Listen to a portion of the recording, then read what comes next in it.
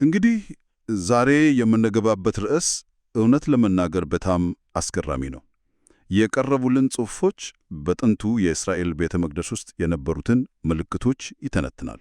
አዎ፣ ይህ ዝም ብሎ ስለ አንድ ታሪካዊ ሕንፃ የሚደረግ ውይይት አይደለም። በፍጹም። ይልቁንም እነዚህ ምንጮች እንደሚሉት የእያንዳንዱ የቤተ መቅደሱ ጠግ፣ የእያንዳንዱ ዕቃ፣ የእያንዳንዱ ሥርዓት፣ ሁሉም እንደ አንድ ትልቅ የእንቆቅልሽ አካል ሆነው ወደ አንድ ማዕከላዊ እውነታ ይጠቁማሉ። በትክክል። እና ዋናው ጥያቄ የሚሆነው ቤተ መቅደሱ ድንጋይና ወርቅ የተከመረበት ሕንፃ ብቻ ነው ወይስ ከዚያ የጠለቀ ምስጢር አለው? አዎ፣ የቀረቡልን ጽሑፎች እንደሚጠቁሙት ሕንፃው ራሱ ወደፊት ለሚመጣው እውነተኛ አካል የተዘረገ ጥላ ነበር። እሺ፣ ጥላ የምትለዋን ቃል እስኪን ያዛት። እሺ፣ ይህ ማለት አንደኛ እውነተኛውን ነገር ይመስላል፣ ሁለተኛ ግን በራሱ ሕይወት የለውም ማለት ነው። በትክክል ይሄው ነው። ጥላ እውነተኛው ነገር የመጣ መሆኑን ያረጋግጣል። ቅርጹንና ገጽታውን እንድትገምት ያደርግሃል፣ ግን ፈጽሞ ሊተካው አይችልም። በጣም ጥሩ መነሻ ነው። እንግዲያው እስኪ ከሁሉም በላይ ግዙፍ ከሚመስለው ሐሳብ እንጀምር። እሺ፣ ይሁም እግዚአብሔር ሥጋ ለበሰ ከሚለው ምንጮቹ ይህንን ከሙሴ ታሪክ ጋር ያገናኙታል። አዎ፣ ከሚቃጠለው ቁጥቋጦ ጋር ልክ ሙሴ በእሾህ ቁጥቋጦ ውስጥ እሳትን ተመልክቷል። ግን የሚገርመው ቁጥቋጦው አልተቃጠለም። ይህ እንዴት ነው ከቤተ መቅደሱ ጋር የሚገናኘው? ይሄ በጣም ወሳኝ ምሳሌ ነው። በዘጸአት መጽሐፍ እንደተገለጸው እሳቱ ንጹሕና ቅዱስ የሆነውን መለኮታዊውን ማንነት ይወክላል። እሺ፣ እሾሁ ደግሞ በመጽሐፍ ቅዱስ አስተምህሮ መሰረት ከሰው ኃጢአት የተነሳ የተረገመውን ምድርና የሰውን ሥጋዊ ማንነት ይወክላል። የሚገርም ነው። እና አስበው፣ የሚበራው እሳት በተረገመው እሾህ ውስጥ ነበር። ነገር ግን እሾሁ አልጠፋም። አዎ፣ ምንጮቹ ይህንን ሲተነትኑ ልክ እንደዚሁ እግዚአብሔር በኃጢአተኛ የሰው ሥጋ ውስጥ ሲያደር ያ ሥጋ በመለኮታዊ ቅድስናው አልተቃጠለም ይላሉ። ዋው! ለዚህም ነው ዮሐንስ ወንጌል ላይ ኢየሱስ ይህንን ቤተ መቅደስ አፍርሱት በ3 ቀንም አነሳዋለሁ ሲል ስለ ገዛ ሥጋው እንደሆነ የሚናገረው። ሥጋው ራሱ አዲሱ ቤተ መቅደስ ሆነ ማለት ነው። በትክክል፣ የእግዚአብሔር አዲሱ ማደሪያ። እንግዲያውስ ኢየሱስ ራሱ ቤተ መቅደስ ከሆነ የቤተ መቅደሱ ዋና ዋና ተግባራት በእርሱ ሕይወትና ሥራ ውስጥ እንዴት ተነጸባረቁ? በጣም ጥሩ ጥያቄ ነው። ማለቴ ዝም ብለው የምትገባበት ቦታ አይደለም ማለት ብዙ ሥራዎቶች አሉት። በፍጹም። ጽሑፎቹ ይህንን ሂደት በ3 ዋና ዋና ደረጃዎች ይከፍሉታል። የመጀመሪያው ወደ እግዚአብሔር መገኘት የሚያደርሰው መንገድ ነው። ሁለተኛው የኃጢአት ክፍያ የሚፈጸምበት ሥርዓት ነው። ሦስተኛው ደግሞ ወደ ቅዱሱ ስፍራ ከመግባት በፊት የሚደረግ መንጻት ነው። እሺ፣ በመጀመሪያውን እንጀምር። በመንገዱ በቤተ መቅደስ ውስጥ ቅድስተ ቅዱሳን የሚባል ክፍል አለ። አዎ፣ እጅግ በጣም የተቀደሰ ክፍል እና በግዙፍ መጋረጃ የተከለለ ነው። ማንም አይገባ። ማንም፣ ሊቀ ካህኑ ብቻ በዓመት አንድ ጊዜ። ይህ መጋረጃ ዝም ብሎ ጨርቅ ሳይሆን ትልልቅ ምልክት ይመስለኛል። በፍጹም። ያ መጋረጃ በቃ ከዚህ በላይ መምጣት አትችልም የሚል ግልጽ መልእክት ነበረው። ኃጢአተኛ ፍጡር ቅዱስ ፈጣሪን ፊት ለፊት ማየት አይችልም ማለት ነው። እሺ፣ ምንጮቹ እዚህ ላይ ነው አስደናቂውን ግንኙነት የሚያሳዩት። የኢየሱስ ሥጋ ራሱ ያ መጋረጃ ነበር ይላሉ። ሥጋው ራሱ? አዎ። በዕብራውያን መልእክት ላይ በሥጋው የሆነው መጋረጃ ቀዶ በማለት በግልጽ ያስቀምጠዋል። በመስቀል ላይ ሥጋው ሲቀደድ ልክ ወደ እግዚአብሔር መገኘት የሚያስገባውን መንገድ ተከፈተ። ለዚህ ነው ያ ግዙፍ መጋረጃ ከላይ እስከ ታች የተቀደደው። በትክክል። ስለዚህ ኢየሱስ ራሱ እኔ በሩ ነኝ ሲል ወደ ሕይወት የሚወስደው ብቸኛው መግቢያ መሆኑን እየተናገረ ነበር። ይህ በጣም ኃይለኛ ምስል ነው። እሺ፣ መንገዱ ከተከፈተ ቀጣዩ ደረጃ የኃጢአት ክፍያ ነው። በቤተ መቅደሱ ግቢ ውስጥ ገና ስትገባ የመጀመሪያው ነገር የመሥዋዕት መሠዊያ ነው። አዎ፣ ግዙፍ መሠዊያ። ምክንያቱም ወደ ቅዱሱ ስፍራ ከመቅረብ በፊት የኃጢአት ጉዳይ መፈታት ነበረበት። እውነት ነው። ጽሑፎቹ ኢየሱስን የዚያ መሠዊያ የመጨረሻውና ፍጹሙ መሥዋዕት አድርጎ ያቀርቡታል። የእንስሳት ደም ጊዜያዊ ነበር ማለት ነው። አዎ፣ ለጊዜው ኃጢአትን ይሸፍን ነበር፣ ግን የኢየሱስ መስዋዕት ዘላለማዊ የሆነ የኃጢአት ስርየትን እንዳመጣ ይተነትናሉ። ኢሳይያስ ላይ የተነገረው ትንቢት ማለት ነው። ልክ እርሱ ግን ስለ መተላለፋችን ቆሰለ የሚለው። ስለዚህ በየዓመቱ ይቀረብ የነበረው መስዋዕት እርሱ ለአንዴና ለመጨረሻ ጊዜ ለሚያቀርበው መስዋዕት ጥላ ነበር። እሺ፣ እንግዲህ የጥፋተኝነት ስሜት በመስዋዕቱ ተወገደ። ቆይ ግን ከጥፋተኝነት በተጨማሪ እርኩስ የመሆን ጽንሰ ሐሳብ ነበር አይደል? በጣም ትክክል። ይህ የተለየ ሐሳብ ነው። ለዚህ ችግር በቤተ መቅደስ ውስጥ መፍትሄ ነበረው።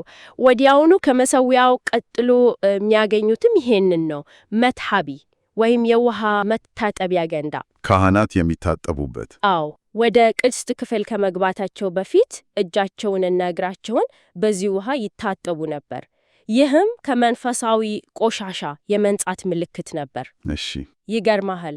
ምንጮቹ ይህንን በመጽሐፈ ራእይ ላይ የተጠቀሰው የመስታወት ባህር ጋር ያገናኙታል። የመስታወት ባህር? አዎ፣ ልክ ካህናት በውሃ ታጥቦ ወደ መቅደሱ እንደሚገቡ ሁሉ አማኞችም በኢየሱስ ቃልና መንፈስ ከታጠቡ በኋላ ይህንን ምሳሌያዊ ባህር ተሻግሮ ወደ እግዚአብሔር እንደሚቀረቡ ያመለክታል። ስለዚህ ሁለት ደረጃዎች አሉት። መጀመሪያ ከጥፋተኝነት ነጻ መውጣት፣ ከዛ ታጥቦ መቀደስ። በትክክል ግልጽ ነው። እንግዲህ ከመስዋዕቱ መሠዊያ አልፈን በመታጠቢያው ከነጻን በኋላ አሁን ወደ ቅድስቱ ክፍል ልንግባ ነው። አዎ፣ ወደ ተሸፈነው ድንኳን። እዛ ውስጥ ደግሞ የተወሰኑ ቅዱሳት ንዋያት ብቻ ነው ያሉት። በምግቡ እንጀምር። የገጸ ኅብስት ማቅረቢያ ጠረጴዛ የሚባል ነገር ነበር። አዎ፣ የገጸ ኅብስት የሚለው ቃል ቀጥተኛ ትርጉሙ የፊት እንጀራ ማለት ነው። ሁልጊዜ በእግዚአብሔር ፊት የሚኖር እንጀራ። 12 ዳቦዎች። አዎ፣ ለ12ቱ የእስራኤል ነገዶች። ጽሑፎቹ እንደሚሉት ይህ እንጀራ ሕይወትን የሚሰጠውን የእግዚአብሔርን ቃል ያመለክታል። ኢየሱስ የሕይወት እንጀራ እኔ ነኝ ያለው ለዚህ ነው። በፍጹም እስራኤላውያን በምድረ በዳ የበሉት መና የሥጋቸውን ረሃብ ለጊዜው ነው ያስታገሰው። ኢየሱስ ግን የዘላለም ሕይወትን የሚሰጥ እውነተኛው ሰማያዊ ምግብ መሆኑን ነው የሚያሳየው። እሺ፣ በዚያ ጨለማ ክፍል ውስጥ ሌላው ብርሃን የሚሰጥ ነገር ደግሞ የወርቅ መቅረዝ ወይም ሜኖራ ነው። ለምን 7 ቅርንጫፎች አሉት? እዚህ ላይ ያለው ምሳሌያዊ ትርጉም በጣም ጥልቅ ነው። 7 ቁጥር በመጽሐፍ ቅዱስ ውስጥ የፍጹምነት ምልክት ነው። እሺ፣ ምንጮቹ ይህንን መቅረዝ ከመንፈስ ቅዱስ ጋር ያገናኙታል። በራእይ መጽሐፍ ላይ በዙፋኑም ፊት 7 የእሳት መብራቶች ይበሩ ነበር፣ እነርሱም 7ቱ የእግዚአብሔር መናፍስት ናቸው ይላል። እና ኢየሱስ የዓለም ብርሃን ነኝ ብሏል። አዎ፣ ከዚያም መንፈስ ቅዱስ እንደሚልክ ቃል ገብቷል።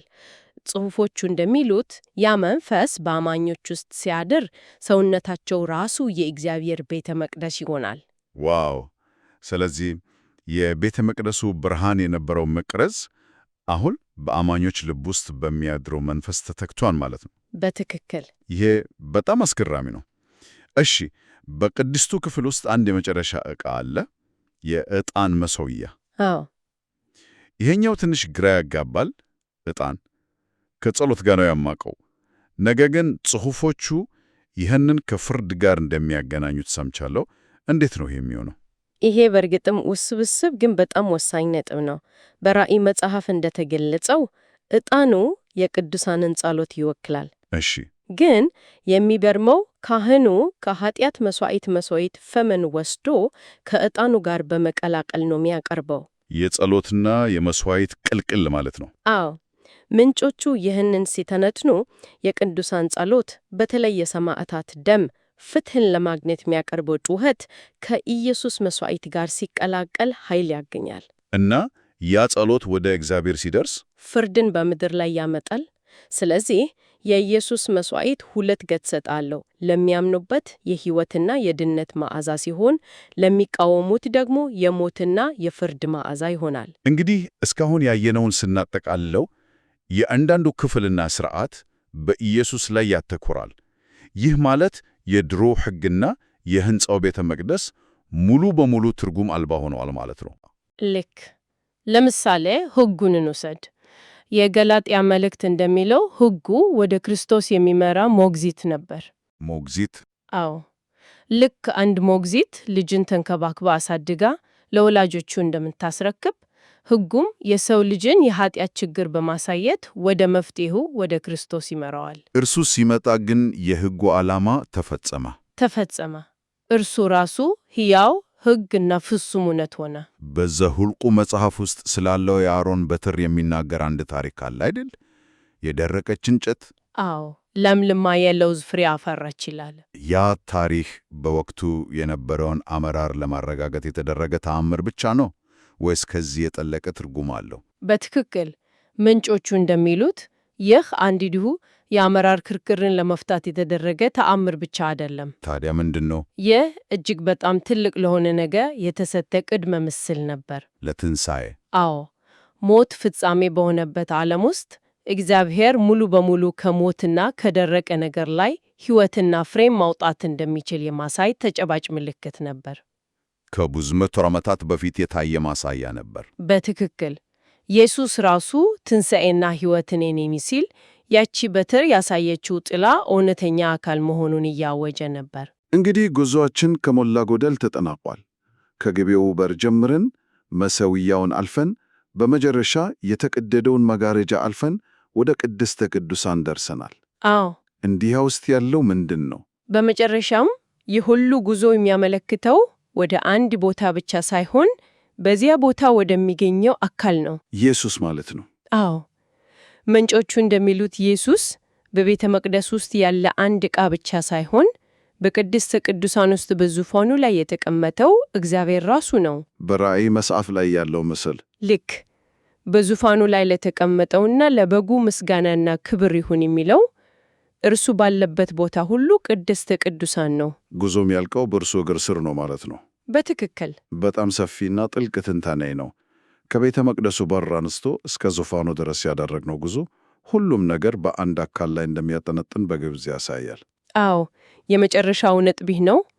ጽሑፎቹ እንደሚጠቆሙት መስቀሉ የእግዚአብሔርን ፍቅርና ፍትሕ በአንድ ላይ የገለጠ የመጨረሻውና ታላቁ ብርሃን ነው። እና ያ ብርሃን የሰዎችን ልብ ለሁለት ይከፍላል፣ የሚቀበሉትና የማይቀበሉት። ለአንዳንዶች የሕይወት መያዣ፣ ለሌሎች ደግሞ የሞት መያዣ። ልክ እንደዚያ። እንግዲህ ለአድማጩ የሆነ አንድ የመጨረሻ ጥያቄን ተው። እሺ። እነዚህ ሁሉ ጥንታዊ ምልክቶች፣ ይህ ሁሉ ሥርዓት እና ፍጻሜው የሆነው መስቀል ዛሬ ላይ ስላለንበት ዓለም ስለ ፍቅር፣ ስለ ኃይልና ስለ መሥዋዕትነት ምን ሊያስተምረን ይችላል? ይህንን እያሰላሰልን እንስነባበት።